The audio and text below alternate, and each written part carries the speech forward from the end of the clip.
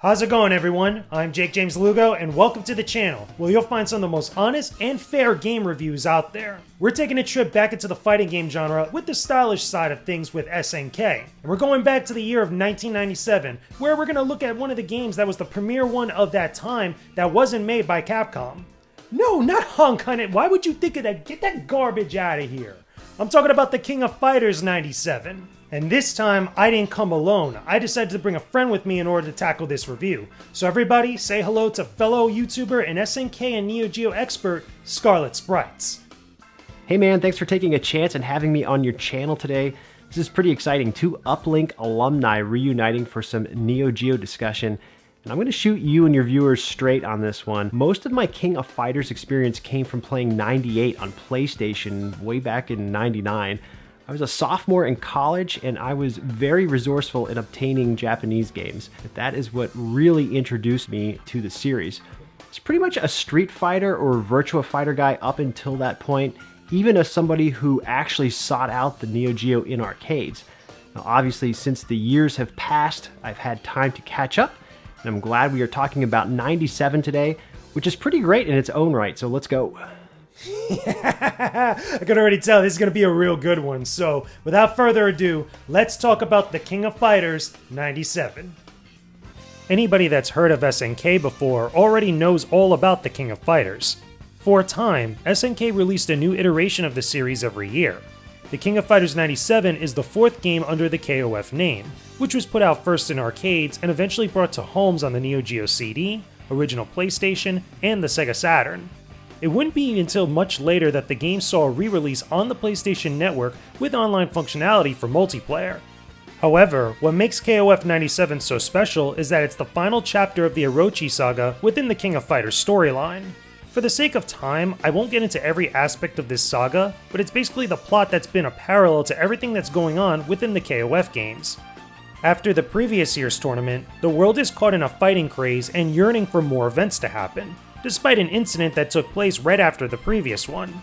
This attracts a lot of corporate sponsors that start hosting their own events in multiple countries, leading up to the creation of the next official King of Fighters tournament. Many of the characters we've seen before throughout the series return once again, along with a bunch of new fighters in hopes of achieving their own goals by winning the tournament. But like before, another plot hidden from the public eye continues to unfold and bring together fighters from all around the world for some nefarious purpose. This leads to a clash that culminates into a big blowout for the KOF tournament and the conclusion of the Orochi saga. Whether it's a satisfying ending or not to the big arc is up for debate.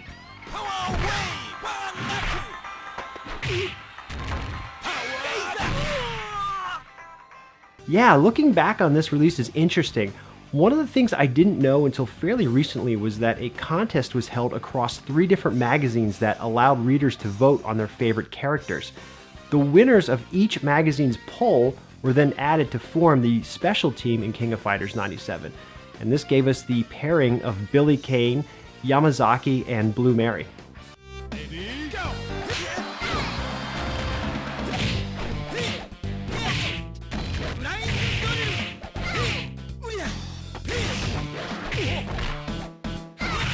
So right off the bat, the one thing I do have to say is that the version of this game I'm playing is from the PlayStation Network for both PS4 and PlayStation Vita. It's almost the exact same thing as the arcade version that other people have played. But as far as first impressions are concerned, I'm not really feeling the storyline of KOF 97 all that much. I never really got into the storyline or the plot points for the King of Fighters series in general, and I feel like if you're not already in with it in this part of the arc, which is like the 3rd or 4th entry of the Orochi saga, you're probably not going to be in with it at this point because it's very 90s anime. It already has like stuff already in medias res, like stuff is already going on. So if you're lost or if you just haven't really picked up the other stuff from beforehand, you're probably not going to care at this point. But as far as everything else about KOF 97, especially in the visual department, this game looks great. I love the sprite work for the different characters and all their animations. I love the backgrounds and some of the little details you could find in there. I love the music as well, which has that style that you only really got from SNK even back then. You just didn't see this stuff back with Capcom and their fighting games,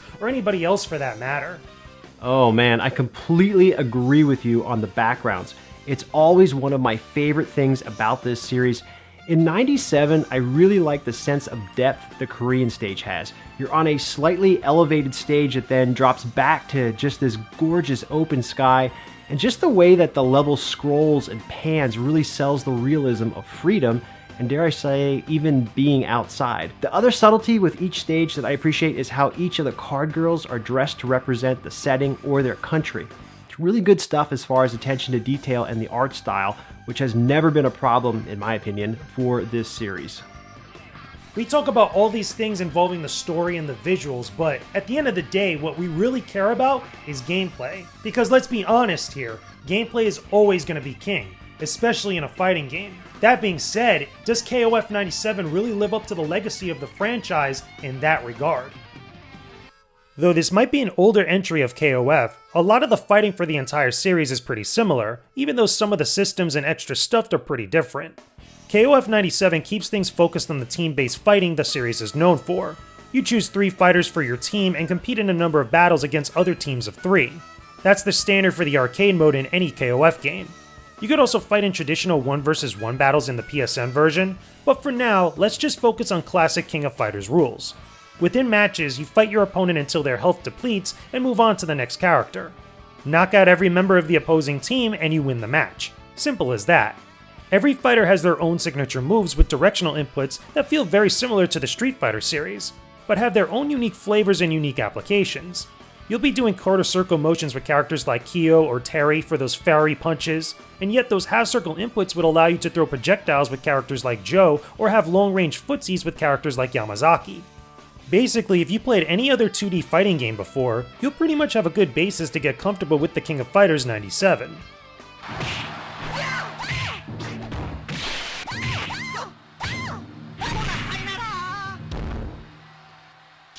Perfect.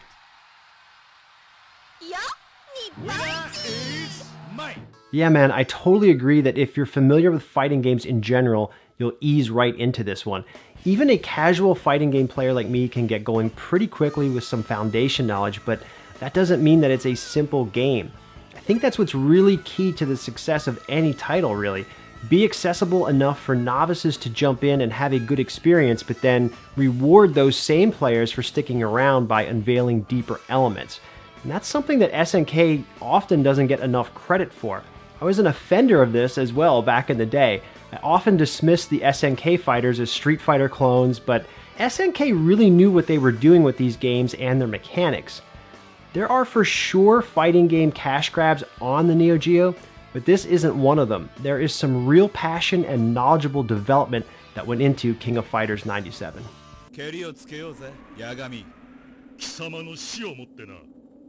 Ready, go!